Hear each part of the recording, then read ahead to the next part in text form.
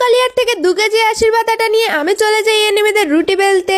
আর একটাকে 200 গ্রাম ড্যামেজ দিতেই সে তার 600 গ্রাম দেহ ফেলে পালিয়ে যায়।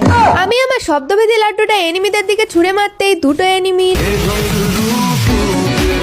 তৃতীয় এনিমিটাকে আমি রুমালি রুটি চাপা দিয়ে মেরে ফেলি।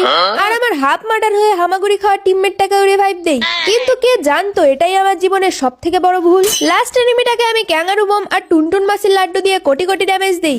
কিন্তু যেই এনিমিটাকে শেষ ঘা মারতে যাব, আমার হতচ্ছাড়া টিমমেট সালা বউ জুটবে না কপালে বলে রাখলাম। এইস মারতে না পারার আগে আমার মাথায় ভলকানিক এরাপশন হতে শুরু করে। আর আমি এডব্লিউএম দিয়ে এই অবস্থায় আমি চাইলেই পারতাম কবরের ভেতর থেকে খুঁজে হলেও চতুর্থ এনিমিটাকে মারতে, কিন্তু না, আমার তো দরদ উতলে পড়ছিল রিভাইভ দেওয়ার জন্য। আর তারপর আর কি, যাকে আমি এত স্যাক্রিফাইসের পাহাড়ে বসে রিভাইভ দিয়েছিলাম সে এনিমিদের সামনে বিনা টিকেটের মুদ্রা দেখিয়ে মরে যায়।